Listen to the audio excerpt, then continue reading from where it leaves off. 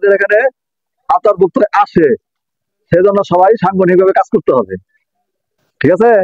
আর তার থেকে বড় কথা হলো, যদি কারো কোনো এই বিষয়ে আলোচনা থাকে, মুক্ত আলোচনা বা কোনো পরামর্শ, তাহলে আপনারা এখান থেকে মাঝখান থেকে বলতে পারেন, এককভাবে একজন করে, যার এই বিষয়ে মানে এই রাজী দুস্থ মানব সেবা কর্জে হাসানার পক্ষে সুবিধা অসুবিধা। এই রাজীব মানব সেবা অর্থাৎ কর্জে হাসানার পক্ষ থেকে আপনাদের সবাইকে অভিনন্দন এবং আমাদের মাঝে উপস্থিত হতে পেরে আপনাদেরকে সবাইকে ধন্যবাদ। ইনশাআল্লাহ আমরা আশা করি এই কর্জে হাসানারা কিভাবে এগিয়ে নেওয়া যায়, আপনাদের মূল্যবান মতামত, আজকে যেহেতু এটা মিটিং না, যেহেতু আমাদের আনন্দ ভ্রমণ, শুধু উন্মুক্ত আলোচনা, আপনাদের মতামত পেশ করবেন। সবাইকে ধন্যবাদ। আসসালামু আলাইকুম। ফারুক কিছু আলোচনা করবো। ফারুক, আসসালামু আলাইকুম। আসলে তো সত্যিকার অর্থে কথা বলার তেমন অভ্যাস নাই, তো যতটুকু বলি সেটা হচ্ছে, আমরা মানুষ হলো মৃত্যু পথযাত্রী।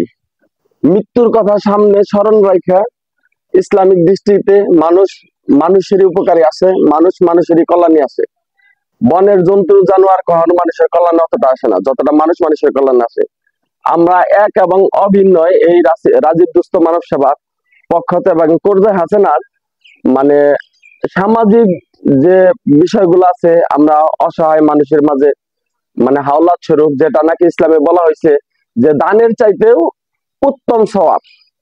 আর মানুষ পরকাল জিন্দেগি আছে বলেই মানুষ কিন্তু মানুষের পাশে দাঁড়ায় বা মৃত্যুর কথা স্মরণ করে। আমরা মৃত্যুর কথা সবসময় স্মরণ রাখা আমরা যেন আগামী দিন পথ চলতে পারি, এই কথা বলে আমার কথা শেষ করছি। আসসালামু আলাইকুম।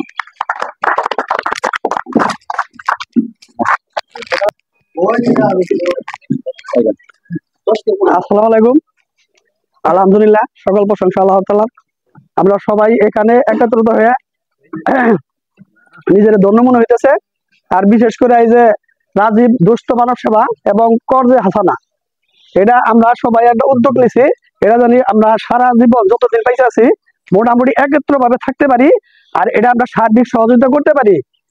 আমরা সবাই যেভাবে আসছি এইভাবে যদি সবাই আমরা কাজ করতে পারি, আমরা ইনশাল্লাহ আগাইতে পারবো। আপনারা সবাই আমাদের সাথে জড়িত এবং মিলিত থাকবেন। আলহামদুলিল্লাহ, ধন্যবাদ।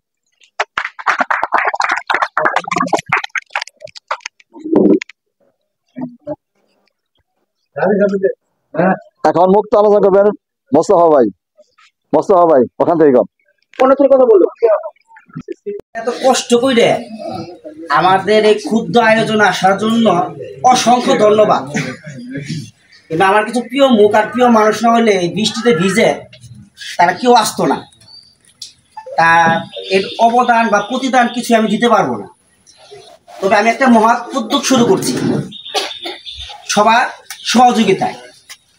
আশা করি আজকের দিনে যে উপস্থিতিটা, বিগত দিনে যদি কোনো কার্যক্রম করি, আপনারা আপনার সময় বিনিয়োগ করেন। অর্থনৈতিক দিক থেকে আমি আছি, আপনাদের অর্থের কিছু ক্ষতি করব না।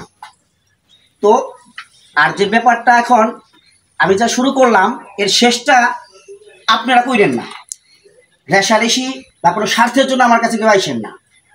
আপনার পার্শ্ববর্তী গরিব মানুষ, একটা দারিদ্র লোক, উনি জানে আপনার দ্বারা আমাদের কিছু সেবা পায়। এটাই আমার সবার কাছে রিকোয়েস্ট।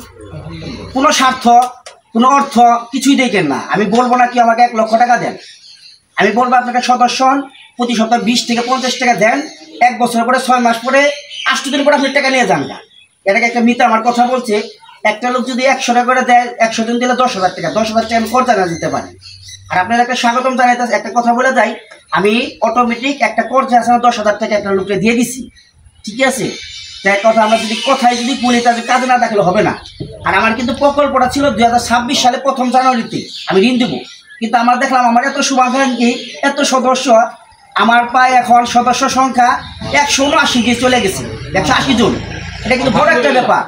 আর এটা শুধু এরকম একটা বড় একটা ব্যাপার, যার কথা হয়তো একটু লং টাইম নিতেছি। আমার একটা পরিবার আছে 7 থেকে 8 জন সদস্য, মানে উনি সদস্য হয়েছে, ওনার বউরের সদস্য করছে, ওনার ছেলের সদস্য করতে, মেয়ের সদস্য করতে, ভবিষ্যৎ পরিকল্পনার জন্য উনি সুদী ব্যাংকে। আর এরকম কিছু বন্ধু পাইছি যারা সুদী ব্যাংকে তোর টাকাই নেয় বা ওই সদস্য বাদ দিয়ে আমার কাছে আইসা পড়ছে। মানে এটা আমার জন্য আলহামদুলিল্লাহ বেশ পাওয়া। আর আমি বলতো বড়লাতে প্রতি বছর যাই করবো না করবো 2 থেকে 300 জন লোককে ঋণ দেবো কর্জে আছে না। আর আমার মূল উদ্দেশ্য হলো অন্তত প্রতি মাসে